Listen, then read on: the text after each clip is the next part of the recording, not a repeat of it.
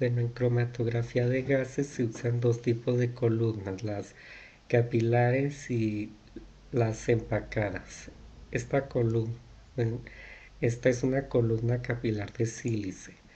Bueno, la temperatura de la columna debe regularse hasta unas décimas de grado, por lo que la columna debe de estar dentro de un horno a temperatura controlada. La temperatura ideal del horno depende del punto de ebullición de la muestra y del grado de separación requerido. Um, en algunos casos se usa el punto de ebullición promedio de los componentes de la mezcla, en otros se usa um, pues, una temperatura programada si, lo, si los puntos de ebullición varían ampliamente. Bueno, aquí hay dos cromatogramas, uno a 45 grados. En este los picos, las curvas de Gauss aparecen con buena resolución. En este otro cromatograma a una mayor temperatura, los picos aparecen en menos tiempo pero con una mejor resolución. Y bueno, aquí se muestra cómo la temperatura programada mejora al cromatograma. Pues la temperatura programada significa que la temperatura va a ir aumentando conforme pase el tiempo. La cromatografía de gases, el detector es básicamente los ojos del cromatógrafo. Su función es identificar y medir los solutos que salen de la columna, transformando una señal que no podemos medir directamente en una señal eléctrica que sí se puede registrar y analizar. El detector compara constantemente una propiedad del gas acarreador puro, también llamado blanco, con el gas que sale de la columna y que lleva los compuestos separados. Cuando detecta una diferencia entre ambos, la convierte en una señal eléctrica que se amplifica y se registra formando los llamados picos cromatográficos. Cada pico aparece en un momento específico que se conoce como tiempo de retención, y este tiempo sirve para identificar de manera cualitativa el compuesto. Por otro lado, el área o la altura del pico es proporcional a la cantidad de sustancia, por lo que se utiliza para análisis cuantitativos. En general, los detectores tienen dos secciones internas, una de referencia y una de muestra.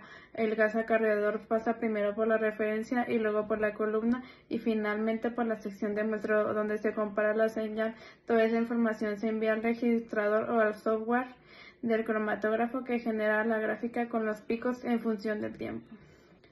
Un buen detector debe cumplir con ciertas características para garantizar resultados precisos. Por ejemplo, debe tener alta sensibilidad, es decir, poder detectar cantidades muy pequeñas de analito. También debe tener una respuesta lineal, lo que significa que la señal que produce es proporcional a la cantidad de sustancia, incluso en diferentes concentraciones, y además debe ser estable y reproducible, no verse afectado por cambios en el flujo de la temperatura y tener un rango dinámico amplio. Idealmente también debería ser rápido, confiable, fácil de manejar y no destruir la muestra. Sin embargo, en la práctica no existe un detector perfecto que cumpla con todo. Algunos son más sensibles, otros más selectivos, y cada tipo se elige según la aplicación y el tipo de compuesto que se va a analizar. Después vamos a tener los detectores de conductividad térmica, o TCD por sus siglas en inglés. Estos detectores van a estar midiendo los cambios en la conductividad térmica ocasionados por los analitos presentes en el gas portador.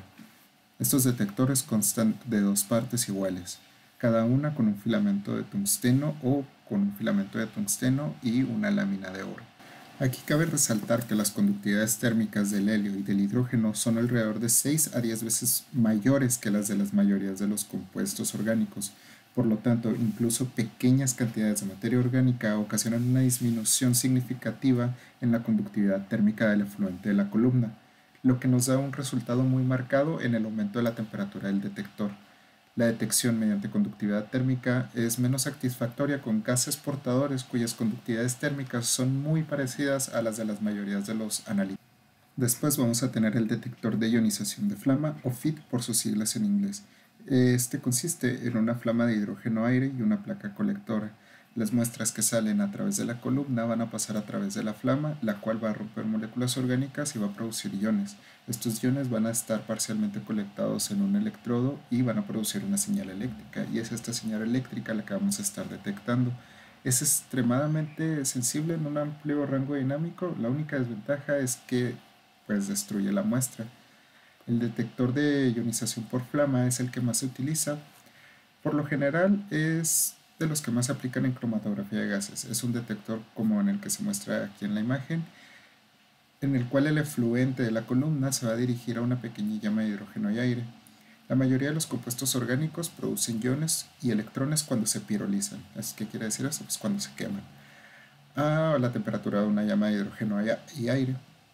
La detección implica controlar la corriente producida al recolectar estos electrones cuando estos se queman. Aquí hay varios puntos a tener en cuenta. La ionización en la llama de compuestos que contienen carbono es un proceso no muy bien conocido, aunque pues, se puede observar que el número de iones que se producen es relativamente proporcional al número de átomos de carbono que se reducen en la flama. ¿Qué quiere decir esto? El detector de ionización por flama responde a la cantidad de átomos de carbono que entra en el detector por unidad de tiempo. Es más un detector sensible a la masa que un dispositivo sensible a la concentración. También grupos funcionales como carbonilo, alcohol, halógeno y amina originan pocos iones o prácticamente ninguno en la llama. Y el detector es insensible a los gases no combustibles como el vapor de agua, el dióxido de carbono, el dióxido de azufre o el monóxido de carbono, así también como gases nobles y gases nitrogenados. Estas propiedades hacen del detector de ionización por llama uno de los que más se utiliza para el análisis de la mayoría de los compuestos orgánicos, sin olvidar los contaminados con agua y óxidos de nitrógeno y de azufre. Este detector de ionización manifiesta una elevada sensibilidad. Tiene un gran intervalo de respuesta lineal y un bajo ruido. Las desventajas de este detector son las destrucciones de las muestras que pasan a través de él por la combustión y la necesidad de gases adicionales y controladores. Tenemos el detector fotométrico de flama o el FPD. Este detector es selectivo para identificar compuestos que contienen fósforo y azufre. El principio de este método es cuando el analito sale de la columna y entra al detector, se va a quemar en una flama de aire y hidrógeno. Durante su combustión, los compuestos de fósforo y azufre van a emitir luz a ciertas longitudes de onda, y un fotomultiplicador va a recibir esta luz y la va a convertir en una señal eléctrica que va a ser proporcional a la concentración del compuesto. Su estructura consta de un inyector de flama que está conformada por gas hidrógeno, aire y gas portador, una cámara de combustión donde va a ocurrir la flama, un filtro óptico que va a seleccionar la longitud de onda específica y un fotomultiplicador que va a amplificar la señal luminosa detectada.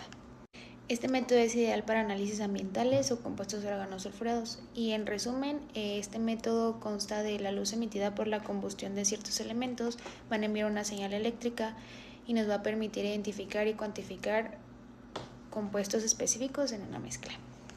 Tenemos el detector de electrones o LCD. Este detector es muy sensible, principalmente utilizado para compuestos que contienen halógenos o nitrilos, ya sea como pesticidas o solventes clorados.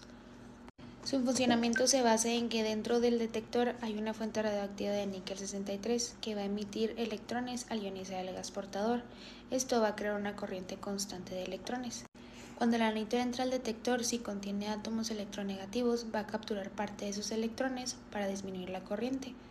Esta disminución va a ser medida y convertida en una señal eléctrica que va a ser proporcional a la concentración del compuesto. Su estructura cuenta con una fuente radioactiva, el níquel 63, una celda de detección con gas portador que normalmente es nitrógeno, un colector de electrones que va a medir la corriente y un sistema electrónico que va a traducir estas señales en el cromatograma.